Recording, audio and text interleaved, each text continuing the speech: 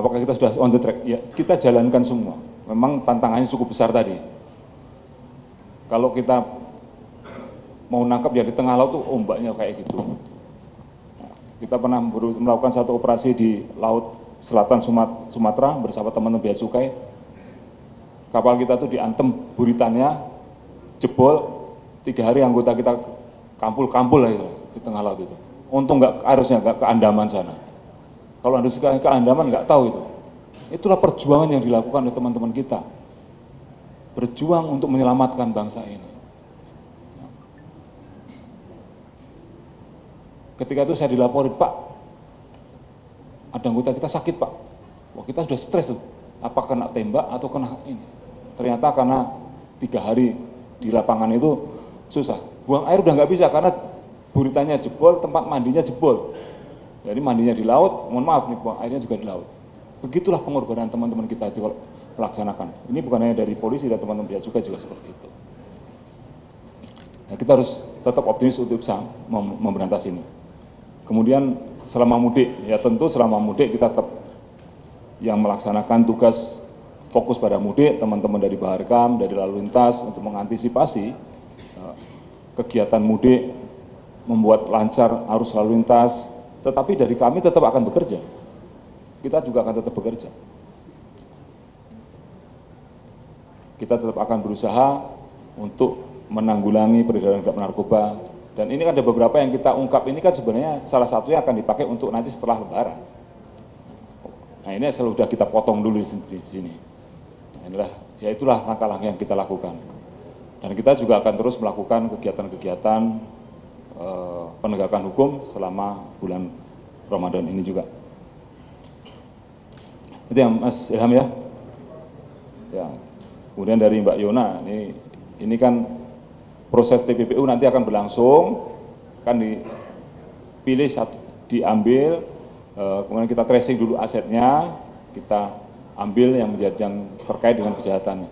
Dari beberapa kasus yang pernah kita lakukan tindak pidana TPPU, macam-macam bentuknya, ada yang kita bisa sita mobil, ada kapal dan sebagainya. Termasuk di dalamnya ada juga hotel, ada rumah. Ini yang kita pasti akan sita nanti ya. Kita akan tracing lagi, kita kerjasama dengan teman-teman kita juga di PPATK dan juga dari lembaga-lembaga terkait. Itu nanti untuk kita TPPU-kan. Jadi semua hasil kejahatan, hasil penjualan narkoba ini yang berasal dari penjualan narkoba, ya kita lacak, kita tracing, ketika ketemu ya kita ambil, kita sita. Nanti kita serahkan di pengadilan untuk disidang. Terkait tadi, kita sudah usulkan juga ada satu tempat di Kalimantan, hotel Kalimantan yang kita usulkan untuk kita Hotel apa? Armani kan? Hotel Armani yang hasil TPPU yang lalu kita usulkan untuk bisa menjadi tempat rehabilitasi. Tidak apa-apa juga. Tapi semua itu nanti tergantung keputusan dari pengadilan. Karena kita hanya mengantarkan barang-barang ini tahap 1, tahap 2, penyerahan barang bukti dan tersangkanya. Nah, nanti dalam sidang diputuskan seperti apa. Tapi saya yakin bahwa barang-barang ini ya aslinya akan disita oleh negara, dirampas untuk negara. Nah, kalau yang ini harus dibuang ini, yang di depan kita. Yang sudah dalam bentuk aset, disita, dirampas, uangnya untuk negara, bisa dipakai untuk membantu program pemerintah. Yang kalau di depan kita ini, ya ini harus dibuang, harus dimusnahkan. Jangan sampai nanti bawa penyakit yang ini. Tuh, ya Mbak Yona ya, kasih. Mas Taufik, ya ini kok masalah WNA, ya memang dari dulu kan ada juga, tapi kebetulan pada beberapa waktu yang lalu ada beberapa WNA yang langsung membawa. Ada 4 WNA Malaysia yang langsung membawa dari Malaysia. Mulai dari bawa sendiri, akhirnya kita tangkap. Ada juga kurir warga negara lain yang datang di Bali, ada yang ada di Jakarta, yang Malaysia kita tangkapnya di Sumatera. Jadi berbeda-beda. Tujuannya memang ada yang nyambi jadi turis, tapi ada juga yang memang datang ke sini untuk menjadi bagian dari sindikat. Nah ini harus kita berantas. Nah, antisipasi kita tentu kita bekerja sama dengan teman-teman kita, dengan imigrasi, dengan lapas. Alhamdulillah koordinasi kementerian lembaga saat ini sudah sangat baik. Kami kalau minta data ke imigrasi, minta data ke lapas juga dengan cepat.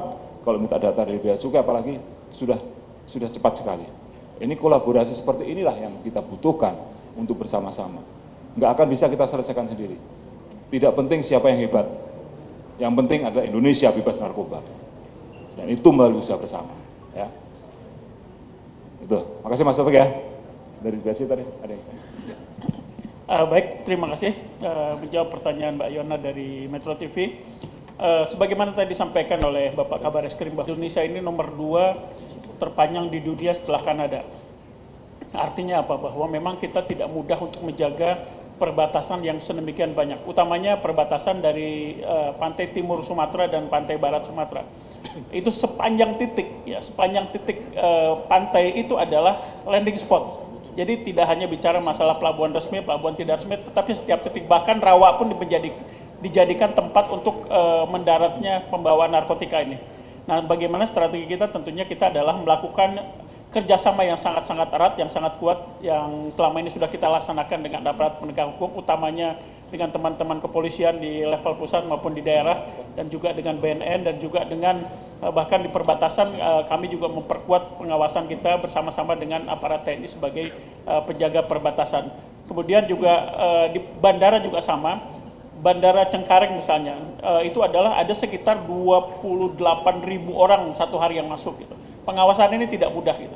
Dan kita tidak mungkin melakukan pemeriksaan satu persatu, sehingga kita sangat mengedepankan risk analysis di dalam melakukan pekerjaan kita. Jadi kita melakukan risk assessment terhadap seluruh data penumpang yang ada, kemudian kita melakukan targeting.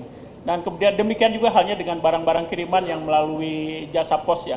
Jasa pos juga kami setiap hari melototin data-data yang masuk melalui barang-barang kiriman tersebut. Kita analisis bagaimana siapa, dari mana, dan untuk kemana barangnya, apa kita lakukan analisis dengan sebaik-baiknya.